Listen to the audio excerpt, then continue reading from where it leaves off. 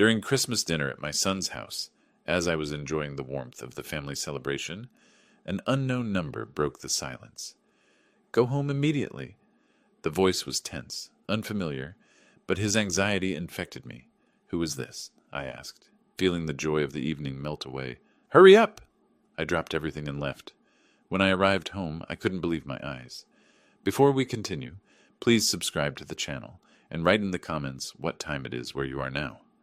The phone's shrill ring cut through the evening quiet like a blade through silk.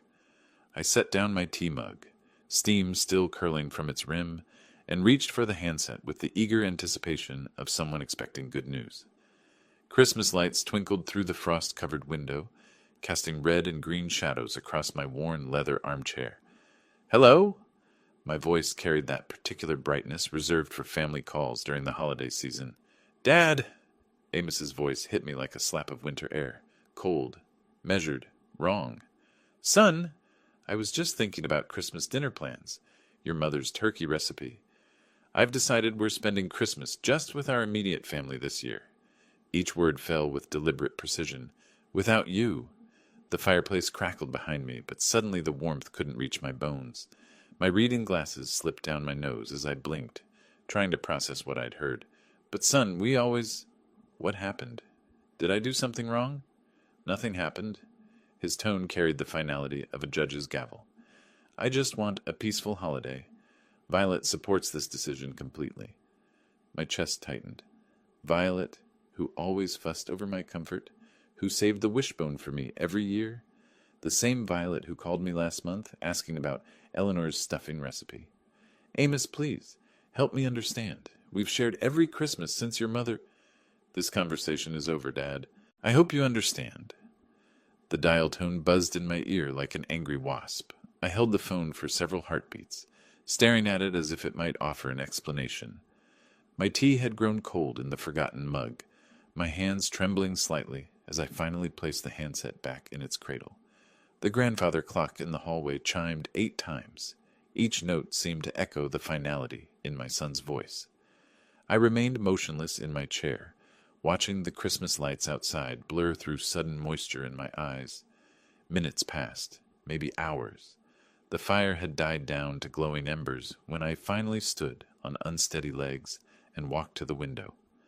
My reflection stared back from the dark glass, a 68-year-old man suddenly looking every one of his years. Behind my ghostly image, snow began to fall in thick, lazy flakes. I pressed my palm against the cold window, feeling the frost bite through my skin. The neighbors' houses glowed with warm yellow light. Families probably gathered around dinner tables, sharing stories and laughter. The Hendersons across the street had their tree visible through their front window, presents already wrapped and waiting beneath green branches. My breath fogged the glass as I whispered to my reflection, "What did I do wrong, Eleanor?" The silence that answered felt heavier than the snow accumulating outside. I traced a finger through the condensation on the window, drawing meaningless patterns, while my mind replayed every interaction with Amos over the past few months. Had I been too pushy about family traditions? Too insistent about keeping Eleanor's memory alive through our Christmas rituals? The kitchen light from the Peterson house next door flickered off, leaving only street lamps to illuminate the falling snow. I watched each flake dance in the amber light, remembering how Amos used to press his nose against this same window as a boy, counting snowflakes and begging me to read him stories about winter adventures. That little boy felt like a stranger now. My arthritis-stiffened fingers finally dropped from the cold glass, leaving only the faintest smudge where my hand had been. 2.5 hours had passed since I moved away from the window.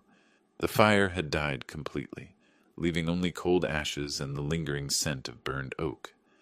Outside, the neighbors' lights had dimmed one by one until only scattered porch lamps remained, casting lonely pools of yellow across the snow-covered street. I wandered into the kitchen, muscle memory guiding me through the motions of preparing a late dinner I wouldn't eat. The microwave hummed as it heated leftover soup, but I barely heard it. My mind kept circling back to Amos's voice, searching for clues I might have missed. The phone book. I should call him back, apologize for whatever I'd done wrong. I pulled out the heavy yellow pages from the drawer beneath the counter, but something else tumbled out with it. Eleanor's old photo album, its leather cover cracked with age. My hands trembled as I opened it to the first page. There was 5-year-old Amos, gap-toothed grin stretching from ear to ear, clutching a wooden toy airplane under our Christmas tree. His pajamas were rumpled from sleep, his dark hair sticking up in impossible directions. The pure joy radiating from that little face made my chest ache. I turned the page carefully, the plastic protector crinkling under my fingers. Eleanor in our old kitchen, flour dusting her auburn hair like snow, laughing at something I'd said while rolling out sugar cookie dough. Her green dress, the one she wore every Christmas Eve, was spotted with ingredients, but her smile could have powered the entire neighborhood's holiday lights. "Eleanor, why did everything change so much?" I whispered to her frozen image. "When you were here, we were a real family." The next photo stopped my breathing entirely. The three of us together, Eleanor holding baby Amos against her chest, my younger self with an arm around both of them, all of us beaming at the camera. We looked invincible then, like nothing could ever break us apart. I traced Eleanor's face with my fingertip, remembering that Christmas morning 15 years ago. Amos thundering down the stairs in his Superman pajamas, Eleanor making her famous cinnamon rolls, while I pretended to be surprised by his excitement. He'd begged me to read The Night Before Christmas 3 times that day, snuggling against my shoulder with chocolate on his fingers and wonder in his eyes. When had that wonder died? When did my boy become this cold stranger who could cut me out of his life with surgical precision? I flipped through more pages, each photograph a small knife twisting deeper.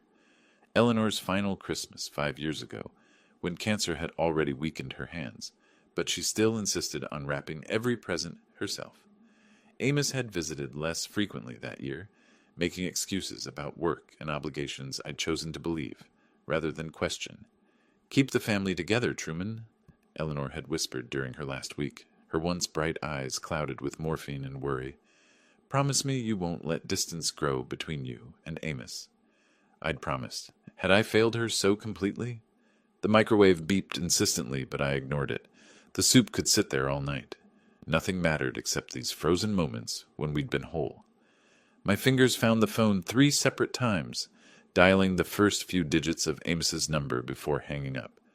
What could I say? What words could bridge this chasm that had opened without warning? The grandfather clock chimed 11:30. I closed the album carefully, but pulled out the photo of Eleanor laughing in our kitchen. This one I placed on my nightstand where I could see her smile first thing in the morning. Maybe she'd help me understand what had gone so terribly wrong with our son. As I undressed for bed, Eleanor's side of the mattress looked vast and empty, the way it had for 5 long years. But tonight it felt even more hollow, as if losing Amos had doubled the loneliness that already lived in these rooms. I set my alarm clock for 8, old habits from 40 years of work refusing to die, and pulled the covers up to my chin. Through the bedroom window, snow continued falling steadily, blanketing our neighborhood in pristine white that would be gray slush by morning. The photo album went back in the drawer, but not before I whispered one final question to the darkness. "Where's that little boy who begged me to read him bedtime stories?" Morning light filtered through curtains that hadn't been properly opened, casting gray shadows across my rumpled breakfast table. The newspaper lay folded beside a bowl of oatmeal that had grown cold while I read the obituaries, a habit that felt more relevant with each passing year. Eleanor's photo smiled at me from the nightstand where I'd left it, but even her encouragement couldn't lift the weight that had settled in my chest. The phone's electronic ring made me jump, my spoon clattering against the ceramic bowl. After yesterday's conversation, any unexpected call felt like a potential ambush. I checked the caller ID with shaking fingers, and my heart stuttered when I saw Amos's name displayed in blue letters. Hope and dread wrestled in my stomach as I lifted the handset. "Hello?" My voice came out more cautious than I'd intended. "Dad." But this time, warmth crept around the edges of that single word. "I want to apologize for yesterday's call. I was completely wrong." Relief flooded through me so quickly I had to grip the table's edge. "Son, I'm so glad you called back. I was worried I'd done something." "No, Dad, you didn't do anything. I was stressed about work, taking it out on the wrong person." His voice carried that familiar cadence I remembered from childhood, when he'd apologize for breaking something or tracking mud through the house. Violet reminded me how important our family traditions are. We want you to come for Christmas dinner after all. Of course I'll come. The words tumbled out before I could stop them, joy bubbling up like champagne. Your mother's turkey recipe, and I'll bring the cranberry sauce That sounds perfect, Dad. Bring everything you usually make. He paused, and something in that silence made my elbow bump against my coffee mug. Violet's really looking forward to it. The kids have been asking about Grandpa Truman's stories. But underneath his enthusiasm, something felt rushed, practiced, like he was reading from a script rather than speaking from his heart. Amos, what made you change your mind so suddenly? Yesterday you seemed so certain. Just realized my mistake, that's all. His words came faster now, overlapping my question. Listen, I need to run. Work calls, you know how it is. We'll see you Christmas Day around noon? Wait, son, can we talk for just... Love you, Dad. See you soon. The line went dead before I could finish my sentence. I sat holding the phone, staring at it like it might provide answers to questions I couldn't quite formulate. For a moment, pure joy had coursed through my veins. Christmas was saved, my family restored, Eleanor's fears proven wrong. But now, in the silence that followed, doubt crept in like cold air through a cracked window. Something in Amos's voice hadn't sounded like my son. The words were right, the apology appropriate, but the delivery felt hollow, mechanical, like he was checking items off a list rather than mending a relationship. I stood up abruptly, pacing to the kitchen window where yesterday's snow had transformed the yard into a winter wonderland. The Peterson kids were already outside building a snowman, their laughter carrying across the still air.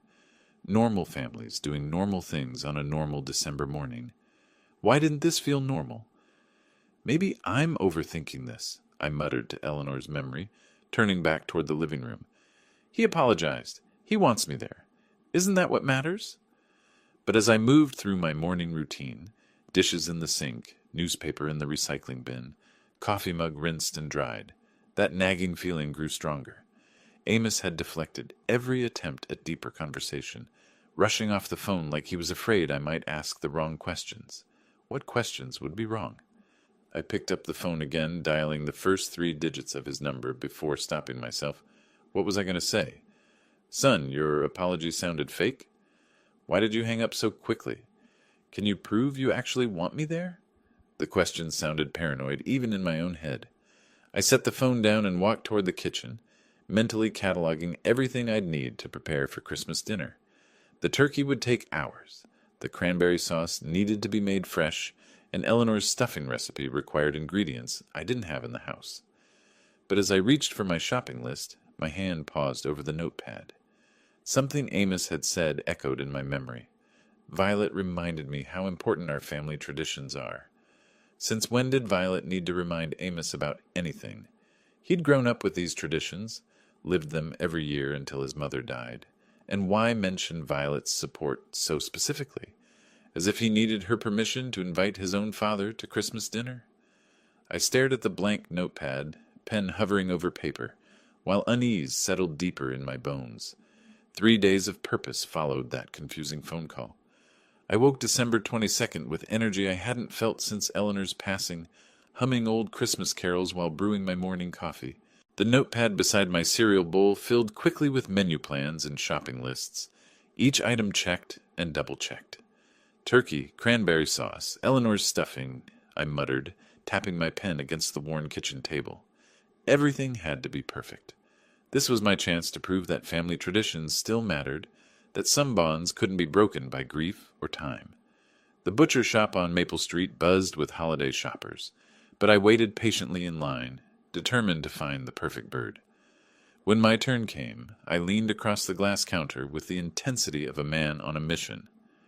I need your finest turkey, I told the round-faced butcher, his white apron splattered with evidence of his craft. This is for a very special family reunion.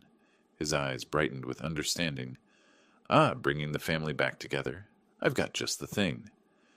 The 22-pound turkey he presented looked like something from a magazine cover, plump, unblemished, with skin that would crisp to golden perfection. I paid without haggling, already imagining the moment I'd carry it into Amos's kitchen. December 23rd took me to the mall, where holiday crowds moved like schools of fish between brightly lit stores. The toy store overwhelmed me with choices until I spotted the model airplane kit, a vintage Cessna that reminded me of the wooden plane from that long-ago photo.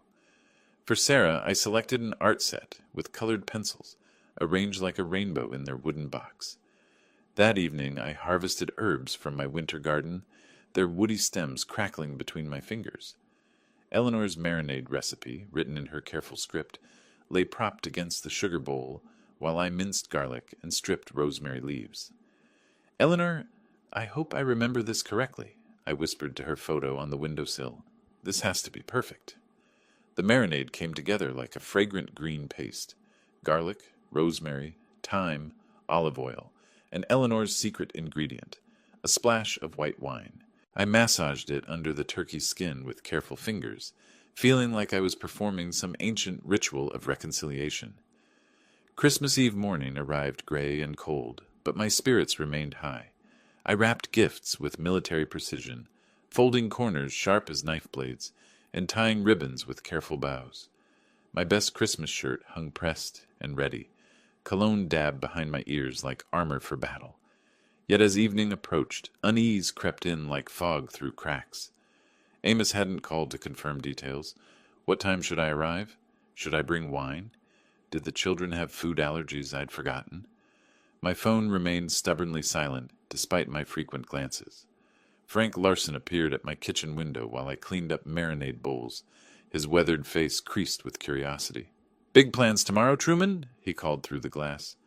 "Christmas dinner with Amos and his family," I replied, perhaps too quickly. "We're going to be a real family again." Something flickered across Frank's expression, but he only nodded. "That's wonderful. You deserve happiness." After he left, I couldn't shake the feeling that his question had carried weight beyond casual neighborly interest. But I pushed the thought away, focusing instead on the golden turkey resting in my refrigerator and the carefully wrapped gifts waiting by the door. By bedtime, Christmas Eve, everything was ready. Everything except my racing heart, which seemed determined to find problems where none existed. Why hadn't Amos called? Why did Frank look concerned? Why did this reunion feel more like a performance than a homecoming? I stared at the ceiling until dawn, telling myself that anticipation always brought anxiety. Tomorrow would be perfect. It had to be. Christmas morning dawned crisp and bright, snow sparkling like scattered diamonds across the neighborhood. I dressed with ceremonial care, straightening my tie in the hallway mirror and smoothing down hair that stubbornly refused to cooperate. The turkey carrier felt heavier than expected as I loaded it into my car alongside the gift bags. I paused at my front door, key hovering over the lock, and looked back at my house. Empty rooms stared back through frost-covered windows, waiting for my return. Something cold touched my spine, but I shook it off and turned toward the car. Today was about family. Today was about healing. Amos's driveway crunched under my tires, ice crystals glittering in the afternoon sun. Christmas lights outlined every window and door frame, creating a postcard-perfect scene that made my chest tight with hope. I maneuvered the turkey carrier and gift bags from my car, cold air biting my cheeks as I approached the front door. Before I could knock, it swung open to reveal Violet's warm smile, flour dusting her red sweater like confectioner's snow. "Truman, we're so glad you're here. Come in before you freeze." The house smelled like cinnamon and pine, holiday music drifting from hidden speakers, while Christmas lights cast rainbow shadows across polished hardwood floors. Timmy appeared at my elbow like magic, bouncing on his toes with barely contained excitement. "Grandpa Truman, did you bring presents? Can we open them now? Mom said we had to wait, but—" "Let your grandfather get settled first," Violet laughed, taking the heavy turkey carrier from my numb hands. "This thing weighs a ton. What did you do to it?" "Eleanor's secret marinade," I said, unwinding my scarf while Sarah peeked shyly around the corner. 24 hours of garlic, rosemary, and patience." Martha Harrington emerged from the kitchen, wiping her hands on a dish towel covered in dancing reindeer. Her eyes widened when she saw the turkey carrier. "This turkey is absolutely magnificent. You must share Eleanor's secret." I've been making the same boring bird for 30 years. The secret is time, I told her, accepting Walter's firm handshake and his gruff nod of approval. Eleanor always said good things can't be rushed. Amos appeared last, straightening his tie with movements that seemed too precise, too controlled. His smile reached his mouth, but stopped somewhere short of his eyes. Thanks for coming, Dad. This means everything to us. Something in his tone made me study his face more carefully, but Timmy grabbed my hand and dragged me toward the dining room before I could analyze what I'd heard. The table gleamed under soft candlelight, places set with Violet's good china, and cloth napkins folded into perfect triangles. My turkey took center stage, golden skin glistening under the chandelier like it had been brushed with liquid amber. Would you carve, Truman? Violet asked, offering me the electric knife. You're the artist here. I carved with steady hands, each slice revealing meat so tender it practically fell from the bone. The marinade had worked its magic, herbs creating a fragrant crust that drew appreciative murmurs from around the table. Conversation flowed like wine during dinner. Walter asked about my retirement projects, while Martha praised every dish I'd contributed. The children chattered about school and friends, their voices bright with holiday excitement. Even Amos seemed to relax, sharing stories about work that sounded almost natural. But I noticed things, the way he checked his watch when he thought no one was looking, how he startled slightly when someone's phone buzzed with notifications. His laughter carried the right notes, but something underneath felt hollow, like an echo in an empty room. Grandpa, can we open presents now? Sarah asked, her voice soft but hopeful as she finished her cranberry sauce. Please, please, please, Timmy added, bouncing in his chair until Violet placed a calming hand on his shoulder. The gift exchange happened in the living room, wrapping papers scattered like colorful snow across the carpet. Timmy's eyes grew wide as he unwrapped the model airplane, turning the box over to examine every detail. A Cessna! Just like the ones at the air show. Can we build it together? Of course, I promised, warmth spreading through my chest. That's what grandfathers are for. Sarah hugged her art set close, already planning masterpieces with colored pencils that gleamed like jewels in their wooden case. I'm going to draw our whole family, she announced solemnly, even great-grandma Eleanor, so she can be with us too. The room fell quiet for a moment, Eleanor's absence suddenly present among us like an extra guest. But it wasn't the sharp grief I'd carried for 5 years. This felt gentler, like she was smiling down at us from wherever such smiles come from. She would have loved that, I said, my voice rougher than intended. As evening approached, the meal's warmth settled over us like a comfortable blanket. Walter and I discussed baseball, while Martha helped Violet with dishes. The children played on the floor with their new treasures, their giggles providing a cheerful soundtrack to adult conversation. I loosened my tie and leaned back in the armchair Violet had designated as mine, feeling more content than I had in months. This was what Christmas should be. Family together, traditions honored, love shared across generations. My phone vibrated against my chest, a gentle buzzing through my jacket pocket. I ignored it, not wanting to break the spell of this perfect evening. But it buzzed again, insistent as a trap bee. Excuse me for just a moment, I said to Walter, who'd been describing his grandson's baseball prowess. I slipped away from Walter's baseball stories, my phone still buzzing insistently against my ribs. The narrow powder room off the main hallway offered privacy, its door clicking shut behind me to muffle the warm sounds of family conversation.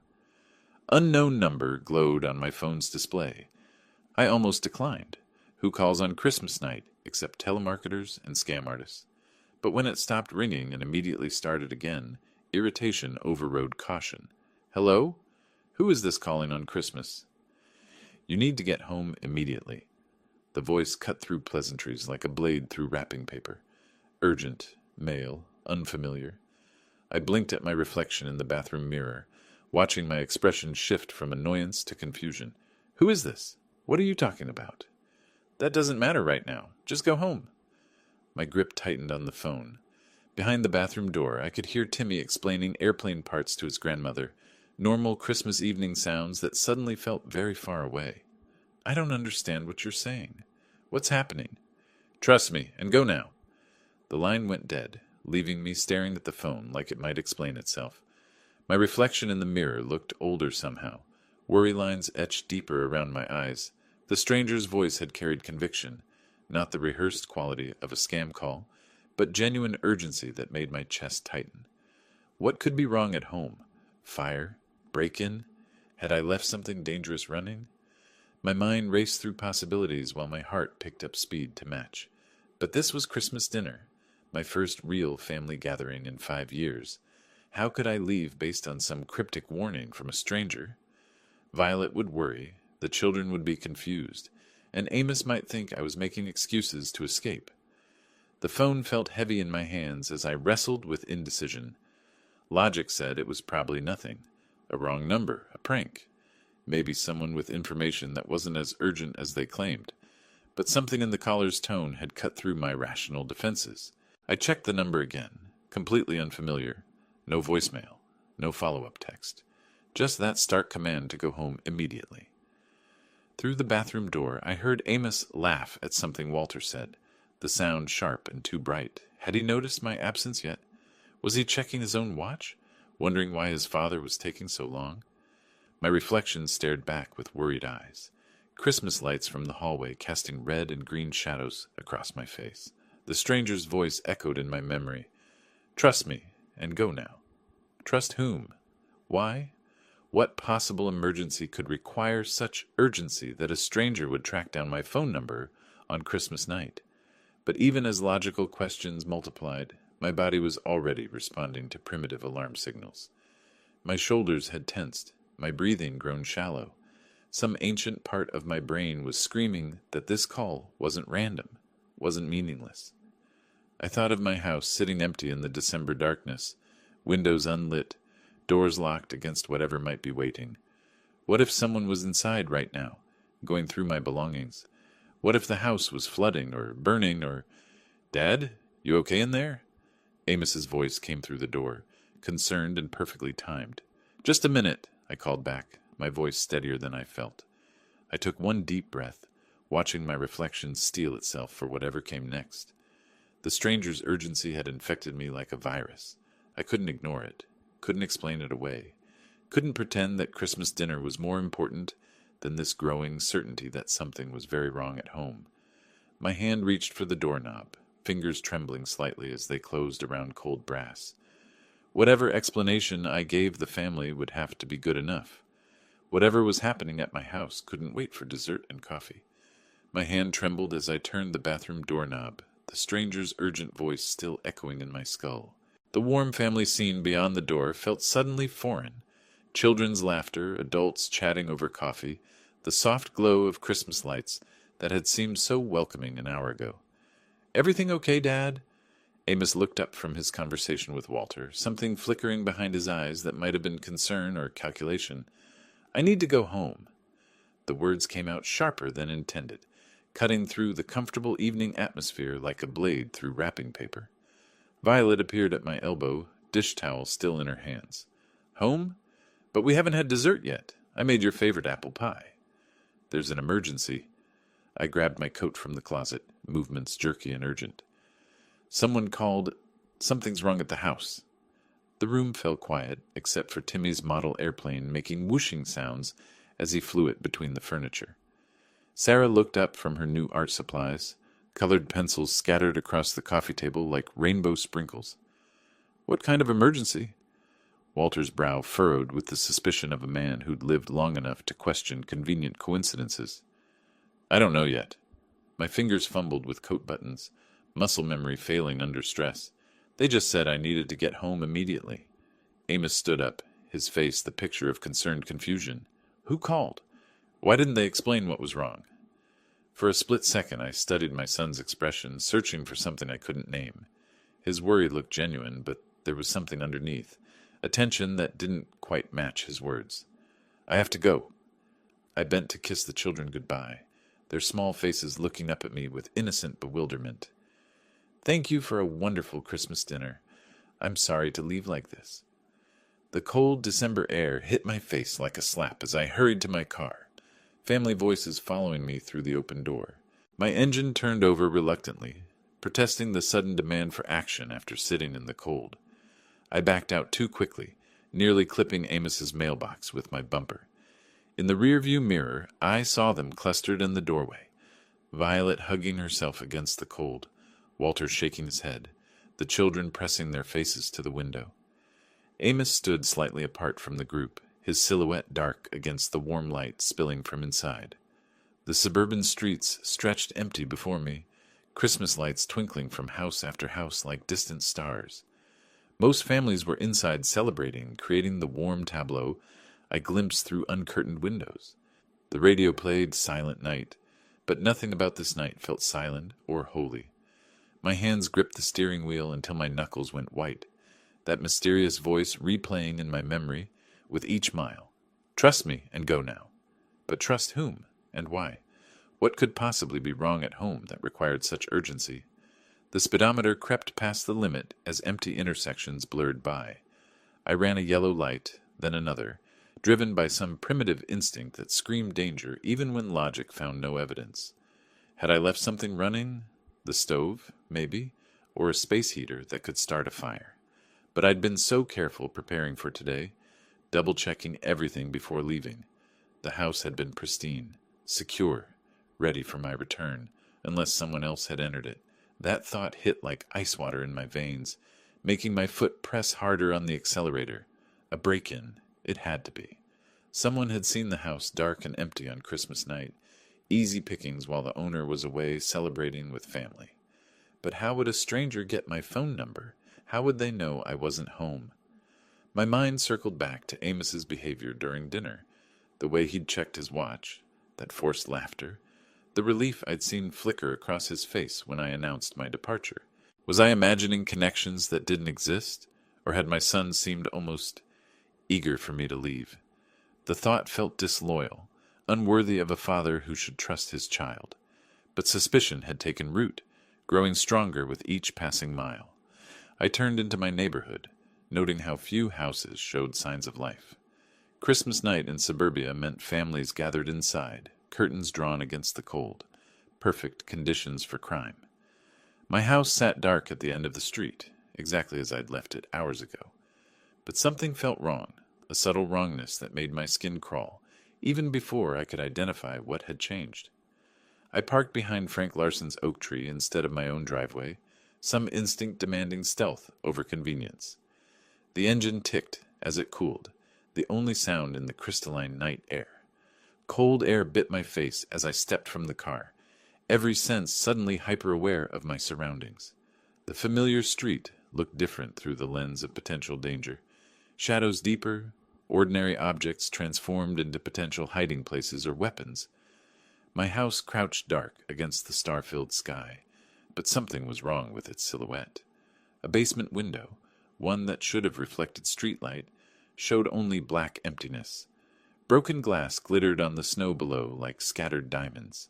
Someone was inside, right now. I fumbled for my phone with numb fingers, dialing 911 while crouching behind Frank's fence for cover. A flashlight beam swept across my upstairs bedroom window, methodical and deliberate. Whoever was in there wasn't panicking. They were searching. 911, what's your emergency? There's someone in my house, I whispered, watching the light disappear and reappear in different windows. I can see them moving around inside with a flashlight. Sir, what's your address? Are you in a safe location? I rattled off the street number, eyes never leaving the moving beam of light. I'm outside. They broke in through the basement window. Officers are on their way. Please stay away from the house until they arrive. Stay away? While some criminal ransacked everything Eleanor and I had built together? While they pawed through our memories, our private papers, our life's work? How long until police get here? Approximately 10 to 15 minutes, sir. Please remain at a safe distance. 15 minutes. A lifetime for a thief to grab everything valuable and disappear into the night.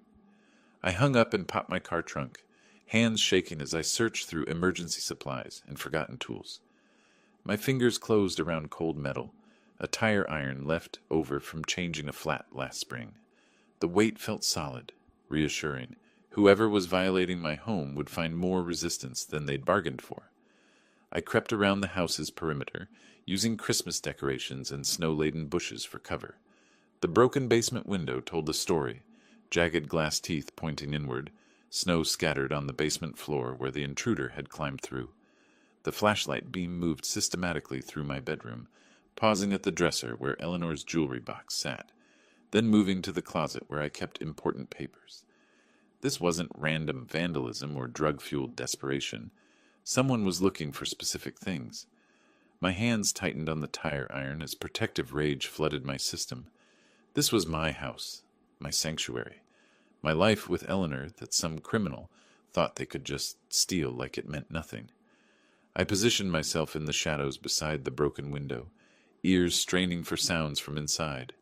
Footsteps creaked overhead, someone moving with purpose through rooms that held 40 years of memories. The beam of light swept back and forth like a lighthouse, searching, always searching. What were they looking for? Cash? Jewelry? Electronics? Or something more specific? More personal? The footsteps moved toward the stairs, descending toward the basement. Toward me. My breath came in short puffs that steamed in the frigid air.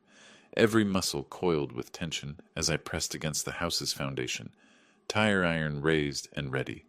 Whoever emerged from that window would find themselves face to face with a very angry homeowner who'd had enough of being victimized. The basement light flicked on briefly, then off again, cautious. Smart, but not smart enough to expect me waiting in the shadows. Papers rustled inside, documents being shuffled, examined, selected. The sound made my stomach clench with violation. Those were private papers, personal records, pieces of the life Eleanor and I had built together. How dare some stranger put their dirty hands on our private business? A chair scraped across the basement floor. Drawers opened and closed with soft thuds. The methodical searching continued, unhurried despite the risk of discovery. Whoever was inside felt safe, confident they had time to find what they wanted. They were wrong.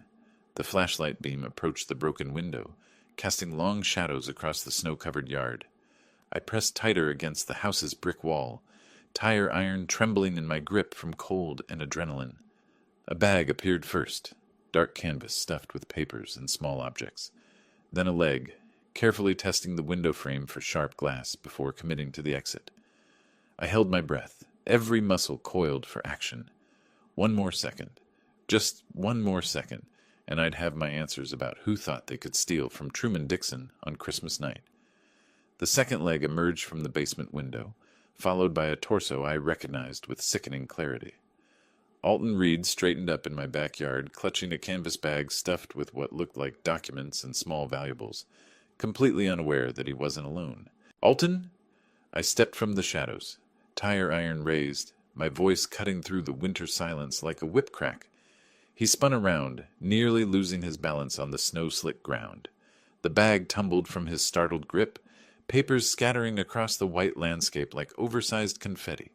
His face went ghost-pale in the dim light from neighboring houses. "Truman, I didn't want to." This wasn't my idea. Whose idea was it then? I moved closer, the tire iron feeling heavy and righteous in my hands. Papers lay scattered around his feet, documents I recognized even in the darkness. Eleanor's will, bank statements, stock certificates. Alton raised his hands, backing against the house's foundation with nowhere to run. "He said you'd be at dinner for hours. He said you'd never know." Who said that?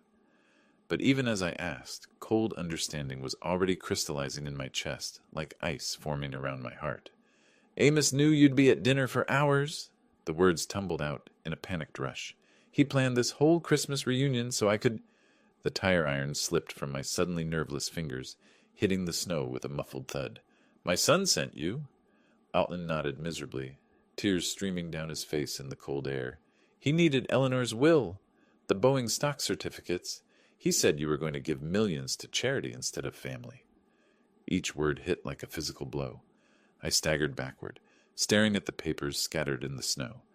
Eleanor's careful handwriting on legal documents, stock certificates worth more money than most people saw in a lifetime. Our life savings reduced to theft targets. The Christmas dinner, my voice came out as a hoarse whisper. The apology, the invitation, it was all fake? "He's desperate, Truman." Alton scrambled to his knees, trying to gather the scattered documents with shaking hands. "Gambling debts, bad investments, He owes people who don't forgive late payments. My legs felt unsteady as the full scope of the betrayal sank in.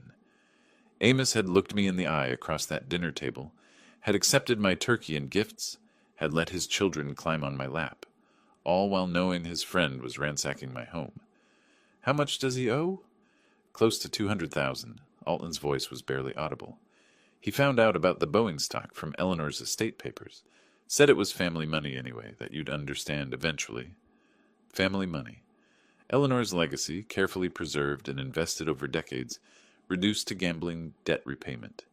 The stocks she'd bought with her teacher's salary, penny by penny, dollar by dollar, trusting that her husband would use them wisely. I picked up one of the scattered certificates, Eleanor's name printed in careful script at the top.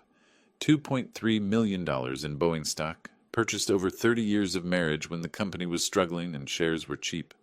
Her nest egg for our retirement, her security blanket against an uncertain future. He was going to steal my wife's life savings to pay gambling debts. Alton nodded, no longer trying to collect the papers.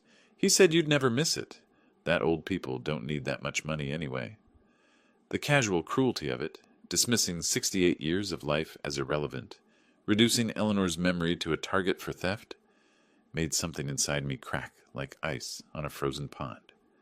I stared at Alton, then at the papers scattered in the snow, then back at the broken basement window that gaped like a wound in my home's foundation.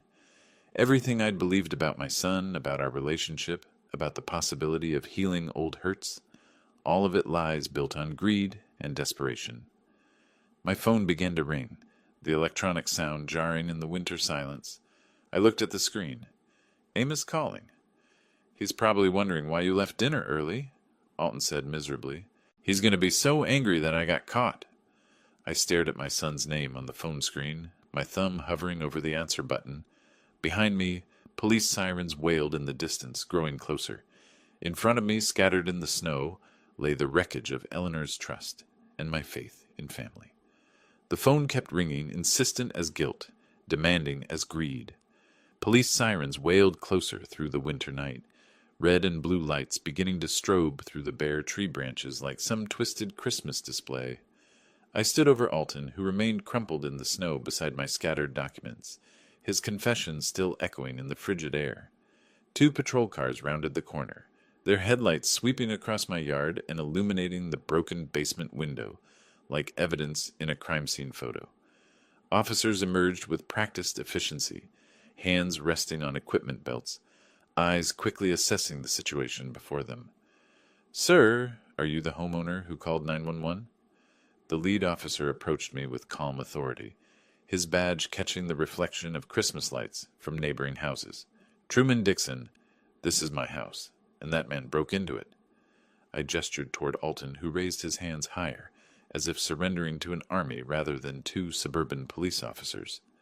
The second officer knelt beside Alton, beginning the familiar ritual of rights and handcuffs, while his partner focused on me. "What was stolen, Mr. Dixon?" I gathered Eleanor's will from the wet snow, its edges darkened with moisture, but the text still legible. He took financial documents. My late wife's will, Boeing stock certificates worth over $2 million, banking information. $2 million? The officer's eyebrows rose as he examined the waterlogged papers. That's grand larceny territory. Frank Larson appeared from his house, bathrobe belted over pajamas, slippers crunching through snow as he approached our unusual gathering. His weathered face showed relief, mixed with concern as he took in the scene. "Frank, you're the one who called me?" I asked, pieces finally clicking together. "Saw someone with a flashlight moving through your house around 9, he said, nodding toward the officers. "Couldn't just ignore that on Christmas night. Had to track down your phone number from the neighborhood directory." "You saved more than just my possessions tonight." I clasped his shoulder, grateful for neighbors who still cared enough to get involved. The lead officer looked between us with growing understanding. So this wasn't a random break-in. Mr. Reed here knew the house would be empty? "He's my son's friend," I said, the words tasting bitter. "My son knew I'd be at his house for Christmas dinner. He planned this whole thing." Alton, now handcuffed and seated in the patrol car's back seat, stared through the window with the expression of someone watching his entire future collapse. The officer taking his statement nodded grimly as details emerged. The gambling debts, the planned theft, the manipulation of family Christmas traditions. My phone rang again, the electronic sound jarring against the official atmosphere of crime scene investigation. Amos, displayed on the screen like an accusation. Should I answer that? I asked the officer. Go ahead. Might be interesting to hear what he says. I accepted the call, putting it on speaker so the officers could hear. Hello, Amos? Dad, where are you? We're all getting worried. His voice carried exactly the right mix of concern and confusion. You've been gone for over an hour. I'm coming back, son. We need to have a conversation. Silence stretched across the connection, and I could almost hear Amos's mind racing to interpret my tone. Is everything all right? You sound different. Everything will be clear very soon. I ended the call before he could ask more questions. The officers finished their paperwork while I collected the scattered documents, each piece of paper representing a fragment of Eleanor's legacy that had nearly been stolen by our own son. The Boeing stock certificates felt heavier in my hands than their physical weight suggested. 30 years of Eleanor's careful investment, saved penny by penny from her teacher's salary. We'll need you to come in tomorrow to finalize your statement, the lead officer said, handing me his card. Mr. Reed will be charged with breaking and entering, attempted grand larceny, and probably a few other things once we sort through everything. Frank walked with me to my car as the patrol vehicles drove away, Elton's pale face visible through the rear window like a ghost of Christmas future. You sure you're okay to drive back there? Frank asked. That's going to be a tough conversation. I looked at my house one final time. The broken window, the disturbed snow, the Christmas wreath on my front door that suddenly seemed to mock the whole notion of peace on earth. Some conversations can't wait, Frank. Some truths need to be told while they're fresh. My car started reluctantly in the cold, engine protesting the sudden demand for action. As I backed out of my driveway, my headlights swept across the Christmas decorations on my front door, their cheerful red bow a bitter contrast to the family destruction I was about to unleash. But Eleanor's will sat safely beside me on the passenger seat, rescued from theft and betrayal. Whatever happened next, her legacy would be protected. My headlights swept across Amos's house as I pulled into the driveway, the warm glow from the windows and twinkling Christmas lights creating a perfect facade of family happiness. Through the front window I could see silhouettes moving in the living room, my son pacing near the Christmas tree while Violet gestured with obvious concern. The recovered documents lay on my passenger seat like evidence in a court case. Eleanor's will slightly damp but perfectly legible. The Boeing stock certificates bearing her careful signature from decades past. I gathered them carefully, each paper a weapon in the battle for truth I was about to wage. I didn't knock. This was still family, even if that word had been poisoned by greed and betrayal. The front door opened onto a scene of worried domesticity. Violet folding dish towels by the kitchen entrance, Walter reading a magazine while Martha worked on a crossword puzzle. The children sprawled on the carpet with their new Christmas toys. Everyone looked up as I entered, and I watched Amos's face transform from relief to confusion to growing alarm as he noticed my expression. Truman, thank goodness! Violet hurried toward me, genuine concern creasing her features. What happened? You look terrible. Ask your husband what happened, Violet. I placed the documents on the coffee table with deliberate ceremony, arranging them so everyone could see Eleanor's familiar handwriting on the will, the official Boeing letterhead on the stock certificates, the bank routing numbers on financial statements. Amos stared at the papers like they were evidence of his own execution. Dad, I don't understand what you're talking about. These are Eleanor's will and the Boeing stock certificates that Alton tried to steal tonight. I kept my voice level, letting the facts speak for themselves. He's currently in police custody, charged with breaking and entering an attempted grand larceny. Walter's magazine slipped from his hands. Stock certificates? What stocks? Eleanor left me Boeing shares worth $2.3 million. I watched each face process this information. Surprise, confusion, growing understanding. She bought them over 30 years, investing her teacher's salary when the company was struggling. Amos discovered that I planned to donate the inheritance to veterans organizations and educational charities. Dad, that's our family inheritance. Amos's carefully constructed facade cracked, revealing the desperation underneath. You can't just give it all away to strangers? I can do whatever I choose with my money, but you decided to steal it instead of talking to me. Violet sank onto the couch, one hand covering her mouth as pieces clicked into place.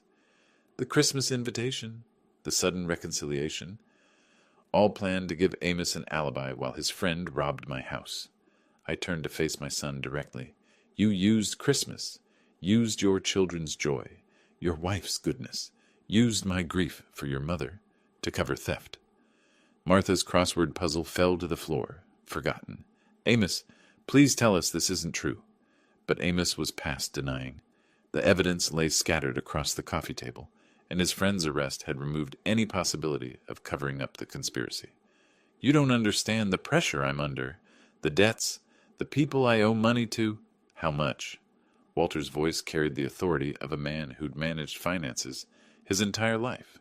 $200,000. Amos's admission fell into the room like a bomb. Bad investments, some gambling.